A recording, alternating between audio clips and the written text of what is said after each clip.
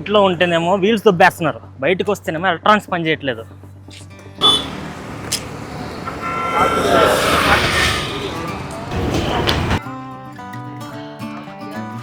Ma'am ఒక 2 minutes అండి. ఏమైంది? చాలా దూరం నుంచి వస్తున్నానండి, బండి రిపేర్ వచ్చిందండి, ఆగిపోయింది. ఇంటికి వెళ్ళాలి తొందరగా, ఏం చేయాలి తొందరగా రిపేర్ చేసేవ్వండి.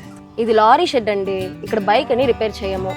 మీరు ఇలానే ఒక 5 kilometers వెళితే ఒక బైక్ రిపేర్ షాప్ వస్తుంది, మీరు అక్కడ పోయి చేసుకోండి. ప్లీజ్ అమ్మా, మెకానిక్ ఉన్నారు కదా, పిలవండి. చెప్తేనండి. సరే ఉండండి. జీకే అన్న, ఇదేంటో కొంచెం చూడండి.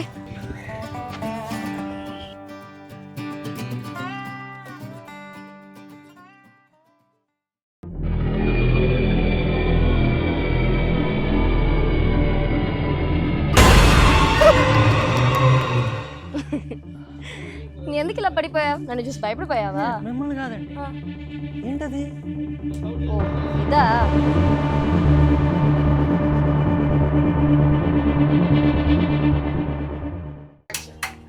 ఆ లారీ కింద రేర్ వీల్స్ కి మధ్యలో ఒకటి పెద్దగా ఉంటుంది, అది మీరు గమనించుంటారా? దాని మీద దృష్టి బొమ్మలు కూడా గీసొచ్చేవారు. ఆ కొండ లాంటి ఉన్న బాక్స్ లో ఏముందో తెలుసా? అదే ఈ డిఫరెన్షియల్ యూనిట్. ఇక్కడ ఇంజిన్ ఉంటుంది, ఇది ప్రొపెల్లర్ షాఫ్ట్, మళ్ళీ ఇవి గియర్. ఈ లారీస్ అన్ని సరైన డైరెక్షన్ లో ఎటువంటి స్లిప్పేజ్ లేకుండా వెళ్ళడానికి ఈ డిఫరెన్షియల్ యూనిట్సే ముఖ్యమైన రోల్ ప్లే చేస్తుంది. అదెట్లా? ఎర్లీ డేస్ లో బుల్లెట్ కార్ట్స్ ఎక్కువగా వాడేవారు. మాన్యువల్ గా బుల్స్ తో లెఫ్ట్ రైట్ టర్నింగ్ తీసుకునేటప్పుడు ఆ బుల్లెట్ కార్ట్ కి ఫ్రీ అండ్ ఇండిపెండెంట్ వీల్స్ ఉండటం వలన టర్నింగ్ తీసుకునేటప్పుడు 2 wheels డిఫరెంట్ స్పీడ్స్ లో అన్స్టడీగా మూవ్ అయ్యేవి. కాలం మారే కొద్దీ స్పీడ్గా వెళ్ళటానికి అసెంబ్లీ చేసిన వీల్స్ కదిలేలా ఇంజిన్స్ ఉన్న మెకానికల్ సిస్టమ్స్ ప్రవేశించాయి. They are the first cars. అలా అప్గ్రేడ్ అవుతూ ఇంజిన్ని ఒక్క వీల్తో మాత్రమే అటాచ్ చేశాం. అందులో ఏం సమస్య వచ్చిందంటే, మడ్లో వెళ్ళేటప్పుడు 1 wheel was driven by the engine. It had to do all the work. రెండో వీల్కి ఇంజిన్ నుండి పవర్ రావట్లేదు. వెహికల్ రోడ్ ట్రాన్స్మిటర్ చాలా ఇబ్బందిగా ఉండేది. ఈ ప్రాబ్లమ్ని సాల్వ్ చేయడానికి ఇంజిన్ పవర్ 2 వీల్స్కి ఆటోమేటిక్గా ట్రాన్స్మిషన్ జరిగేలా ఈ 2 రేర్ వీల్స్ని యాక్సిల్తో కనెక్ట్ చేశాము. ఇక్కడ కూడా ఒక ఇష్యూ ఉంది. ఏంటది? స్కూల్లో కాలేజీలో చెప్పని పాఠాలు అయితే నాకు ఎలా తెలిసేది? నీ బుర్రలోకి ఎక్కేలాగా ఒక డెమాన్స్ట్రేషన్ చూద్దాం. ఇప్పుడు మన వద్ద ఒక కార్ ఉంది అండ్ దాని రేర్ వీల్స్ యాక్సిల్ ద్వారా కనెక్ట్ అయి ఉన్నాయి. మీరు గమనిస్తే ఇక్కడ డిఫరెన్షియల్ లేదు. All of a sudden left turn తీసుకునేటప్పుడు దాని వీల్ ట్రేస్ గమనిస్తే జిగ్ జాగ్ ప్యాటర్న్ మీరు నోటీస్ చేయొచ్చు. ఈ డ్రిఫ్ట్ కి రీజన్ 2 వీల్స్ సేమ్ స్పీడ్ లో తిరగటమే. ఇది రిమోట్ కంట్రోల్ కార్ కాబట్టి డ్రిఫ్ట్ ఎఫెక్ట్ తక్కువే. In real times lorries and high and vehicles కి దీని వల్లే వీల్స్ అరిగిపోతాయి, యాక్సిల్ విరిగిపోతాయి. గురుగారు, ఈ దిష్టి బొమ్మకి మీరు చెప్పిన దానికి ఏంటి సంబంధం? నీకేం పని ఉంది? ఇంత బాగా చెప్పేటప్పుడు దృష్టి పెట్టు. ఈ ట్రేసెస్ ఎలా వచ్చాయి చెప్తారా? Okay, let me illustrate this. Olympics లో 200 మీటర్ రేస్ చూస్తే రన్నర్స్ యొక్క స్టార్టింగ్ పాయింట్ అనేది వేరే వేరే పొజిషన్లో ఉంటుంది. దీనికి కారణం ఈ రన్నర్స్ అందరినీ ఒక్క పాయింట్ దగ్గర నుంచి స్టార్ట్ చేపిస్తే ఇన్నర్ సర్కిల్లో పరిగెత్తే వారి కంటే అవుటర్ సర్కిల్లో రన్ చేసే వారి డిస్టెన్స్ ఎక్కువగా ఉంటుంది.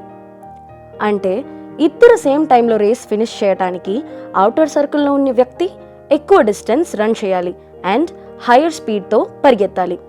ఈ ఎక్స్ప్లెనేషన్ అండ్ మన వెహికల్ ఎలా ఫంక్షన్ అవుతుందో అనే దానికి ఒక రిలేషన్ ఉంది. పైన రేస్ ట్రాక్ని రోడ్గా విజువలైజ్ చేస్తూ రోడ్ మీద ఒక కార్ వెళ్తుందని అనుకుందాం. స్ట్రైట్గా వెళ్ళేటప్పుడు అన్ని వీల్స్ రోడ్కి ఫర్మ్ అండ్ కాన్స్టెంట్ కాంటాక్ట్లో ఉంటాయి. That is 4 wheels are moving in unison. ఒకవేళ ఈ కార్ షార్ప్ లెఫ్ట్ తిరగాలి అంటే కర్వ్ దగ్గర మన రేస్ ట్రాక్లో చూసిన విధంగా లెఫ్ట్ సైడ్ వీల్ తక్కువ distance and right side wheel ఎక్కువ డిస్టెన్స్ కవర్ చేయాల్సి ఉంటుంది. 2 రేర్ వీల్స్ సేమ్ టైంలో ఆ మలుపు తిరగటానికి left side wheel lesser distance cover చేస్తూ స్లోగా తిరగాలి అండ్ అదే టైంలో ఈ లార్జర్ డిస్టెన్స్ కవర్ చేయడానికి రైట్ సైడ్ వీల్ ఫాస్ట్గా తిరగాలి.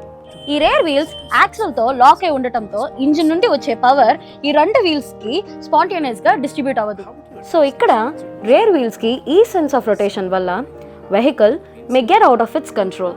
Hence to fill this gap and make the journey intact, ఈ ప్రాబ్లం వచ్చిన ప్రతిసారి ఎవ్వరికి తెలియకుండా ఆ ట్రబుల్ ని ఫిక్స్ చేయడానికి a component was needed for the rear axle. It is called the differential gear. ఆ డిఫరెన్షియల్ ని నీట్ గా ప్యాక్ చేసి ఈ దృష్టి బొమ్మ వెనకాలే పెట్టున్నారు. ఎవరు? ఎవరంటే మన పూర్వీకులు. ఓ ఐ సీ. కరెంట్లీ మనం వాడే వెహికల్స్ అన్ని front engine based rear wheels డ్రైవ్తో వర్క్ అయ్యేవే. ఇందులో ఉన్న కాంపాక్ట్ మోడలే differential. As it was said earlier, ఇదే ప్రొఫెల్లర్ షాఫ్ట్ అండ్ ఇది అసెంబ్ల్ ఆఫ్ గియర్స్. ఇవి పీనియన్ గియర్, ఇవి స్పైడర్ గియర్, ఇవి సన్ గియర్ అండ్ ఇది రింగ్ గియర్. ఇలా ముళ్ళు లాంటి గుచ్చుకుంటుందే ఇదే గియర్ టూత్ అండ్ ఈ వీల్స్ కనెక్ట్ అయినే ఇదే యాక్సిల్ అని చెప్తారు. ఇలాంటి నిర్మాణం జరిగిన తర్వాత ఇంజిన్ నుండి వచ్చే శక్తిని ఈ 2 వీల్స్ తీసుకొని ఈక్వల్ స్పీడ్తో రొటేట్ అవ్వటం మనం గమనించవచ్చు. ఇలా 2 చక్రాలు ఈక్వల్ స్పీడ్లో తిరిగేటప్పుడు ఈ spider gear left side and right side యాక్సిల్లో స్టిల్గా ఉంది అండ్ మొత్తం అసెంబుల్ ఆఫ్ గియర్స్ సింగిల్ కాంపోనెంట్గా యాక్ట్ అవుతుంది.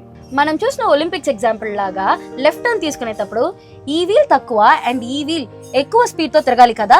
ఆ ప్రాసెస్ని ప్రొడక్టివ్గా ఎగ్జిబిట్ చేయడానికి ఈ లెఫ్ట్ సైడ్ వీల్ని నేను పట్టుకొని ఉన్నాను.